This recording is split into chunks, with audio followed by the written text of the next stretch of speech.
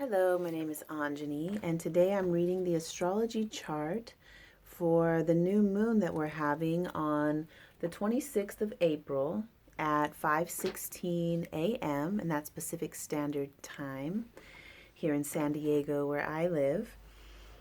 So the new moon point is a time for planting new seeds, setting a new intention. A conversation that I had today with a client was about intention versus expectations. So that was a really interesting kind of a concept to play with as we're looking at the new moon. What is it that you're intending and what is it that you're expecting? So being really clear about the difference between setting an intention and having an expectation. An intention is where you're, I have a moon journal wherein I'll write for the new moon intentions, setting a tone for, you might say, setting a tone for what I'm expecting to see happen.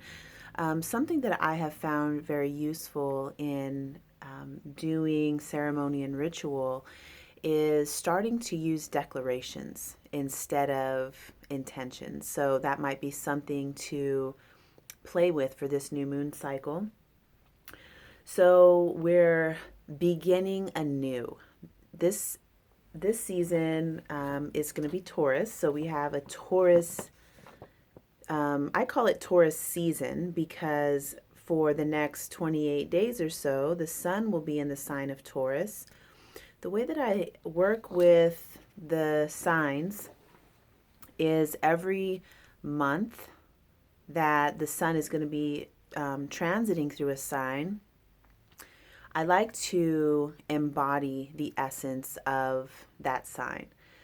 Taurus just happens to be one of my favorites because I have Taurus rising. So some of the things that you would want to focus on for this cycle have to do with enjoying pleasure, receiving beauty, pleasure, having the ability to sit back and relax more. And if you're like me, relaxing is not usually on the schedule. It used to be on my schedule, but it's not anymore. I used to have it scheduled in that I was going to take a 2 hour bath or that I was going to lay down in the middle of the day and read or go outside in the middle of the day and read, just to do something, having it scheduled in. So for this new moon, since it is in the sign of Taurus, this really would be a good time to schedule in your pleasure, your relaxation, your time to nourish your physical body. So Taurus, people often refer to this as a bull, the sign of a bull. The way that I'm holding this is uterus and fallopian tubes. So looking at this not like a bull, but more of the womb, the most sensual space of the earth. So where you're really able to connect to the earth, having an experience of pleasure and beauty with all of your senses. So everything becomes food for Taurus. So during this next cycle, maybe some of your intentions could be around indulging the senses in ways that fulfill you and make you happy. So there is always this variance. And I have Taurus rising, so it is something that is built into my sort of growth edge or my struggle, you might say. Is like knowing when like too much is because the things that feel good to the human body, this is what pretty much every spiritual teaching or religion has strictly forbidden indulging in physical pleasure. So that is something we're going to be working with for the Taurus new moon cycle. with the Taurus season overall, is finding your, where you're balanced in receiving pleasure, being open to receiving not just in the ways that you might obviously be thinking of, but in your ears, hearing beautiful music, seeing beautiful art, of course, getting massages, having, really taking good care of the physical body. So I talked a lot about this because there's some very interesting things happening. So the sun and moon are trine to Saturn, and Saturn is in the sign of Sagittarius. So why Saturn's in the sign of Sagittarius, there are some things that are coming up in my field, I'll say, has to do with evolution and expansion, spirituality, and the structure and the form of consciousness overall. And so the sun and moon together at a conjunction, this is a new moon point, are trine to Saturn. So this really is, to me, what the way that I'm interpreting this has to do with the way it looks is like, getting into your fully embodied state. Do you even know what that is? That's the first question. Do you know yourself, your physical body? How do your feet feel? How do your legs feel? Knowing your original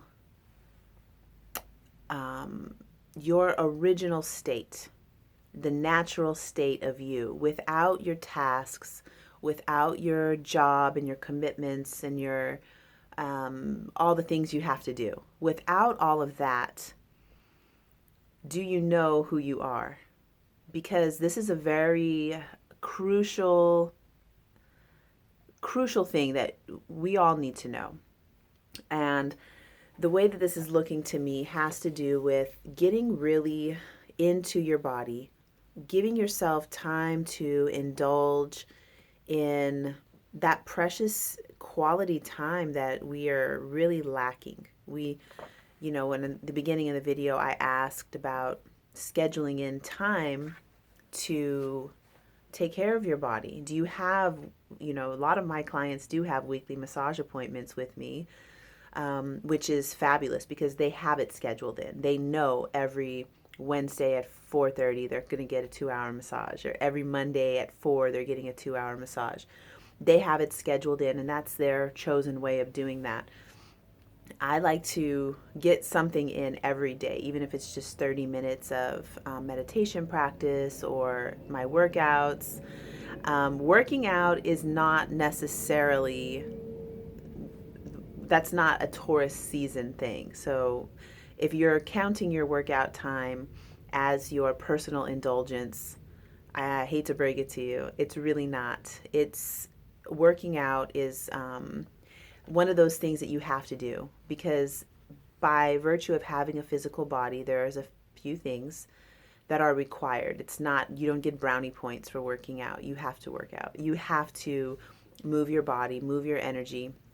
So, sorry to sound so bossy there, but that there, you have to sleep. You have to feed your body with fuel that is helping it to repair, recover, regenerate, regrow, rebuild. You have to feed it like that. You have to move your energy. You have to get some exercise, take a walk. You don't have to be in the gym pumping iron necessarily, but definitely exercising. Cleaning your body. You have to, you don't have to go to the extreme. I dry brush every morning. I do oil pulling and neti pot, and there's a video of the 6 ancient cleansing techniques that I use every morning for beauty and health. But you do have to maintain a level of cleanliness. So no brownie points for those things. The things that I'm talking about with the Taurus new moon have to do with really letting go, like surrendering your body and laying down in a grassy field and just clearing your mind and fully being sort of absorbed by the earth, letting your body be absorbed by the earth.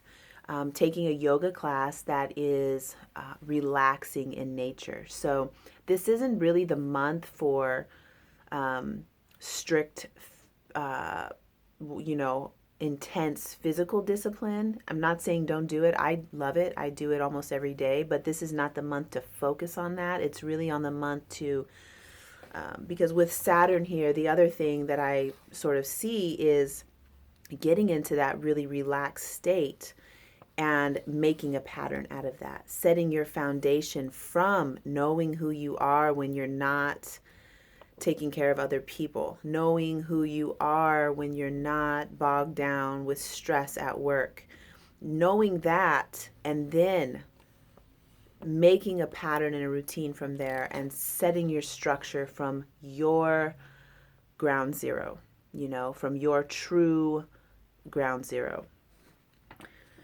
So that is the new moon trine to Saturn. The other thing we have here, really interesting, Mercury, who is sort of representing our communication and perception, the way that we think, the way, data in, data out. That's represented by Mercury in the astrology chart. And Mercury is within 1 degree of Uranus. So this is a conjunction. Without anything else happening, this is telling me that in the realms of communication, we're going to be experiencing possibly, I don't like to give predictions like that. Like, it doesn't mean that we're going to anything. It's just inviting more energy in that area, or having a closer look at that area for yourself. Uranus having to do with surprises, unexpected. Uranus brings change, and it's known as a change agent. It's innovative, exciting, and will definitely cause a disturbance in your regularly programmed routine. So putting those two together, Mercury and Uranus, I'm looking at unexpected communication, new information, or even because Mercury is still, at this time, Mercury is still retrograde. Today's the 24th. So it could be old information that comes in, something about new, something that is going to bring about unexpected changes in the circumstances. And it seems to be around communication. So this got me thinking about, what do I have anything left in me that I haven't brought out?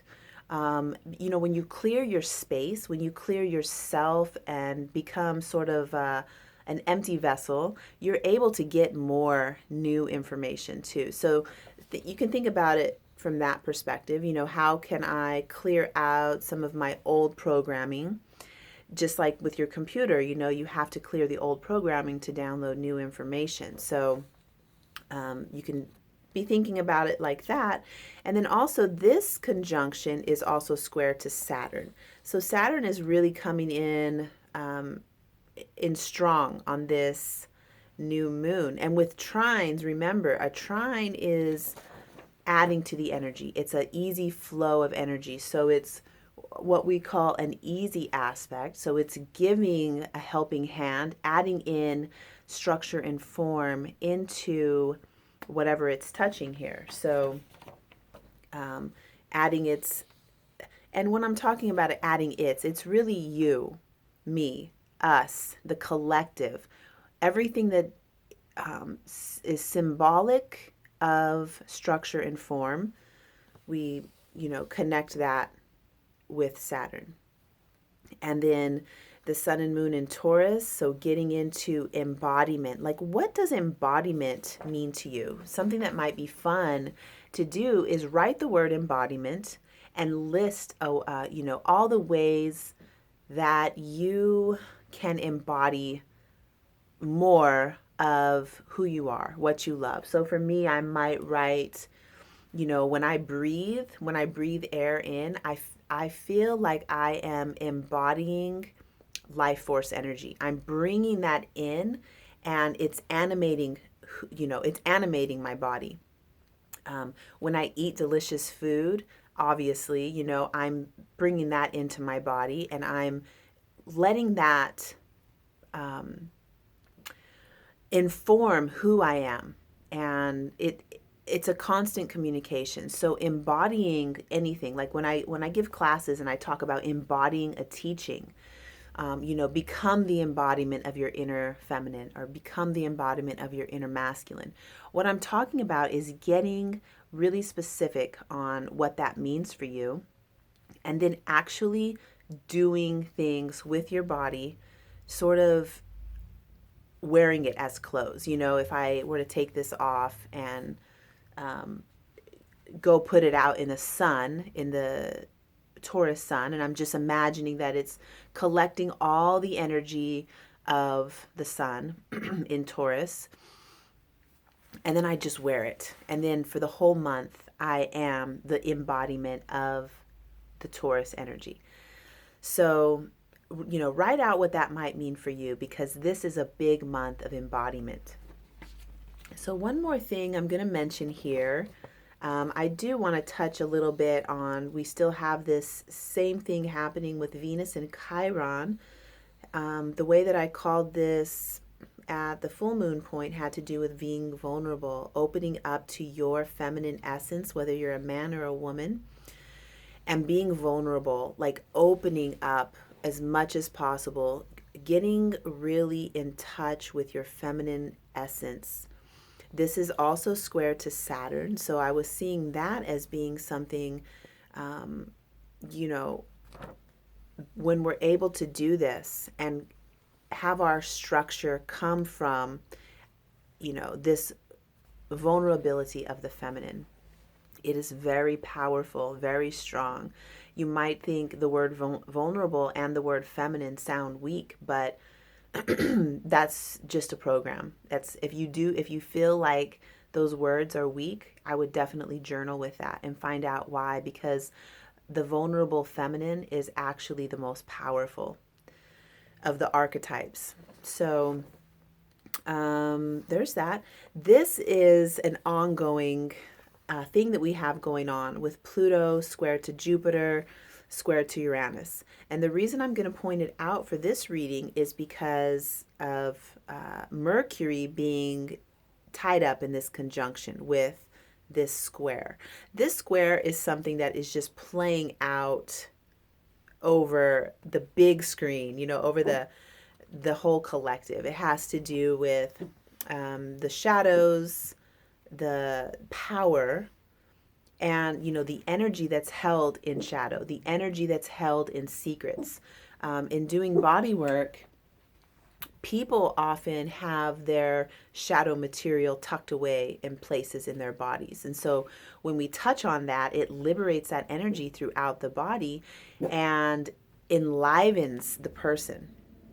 So in the collective, when we have that pressure point being pushed, you can think about it like acupuncture or acupressure, pushing on those hidden mysteries and those shadows and liberating that energy.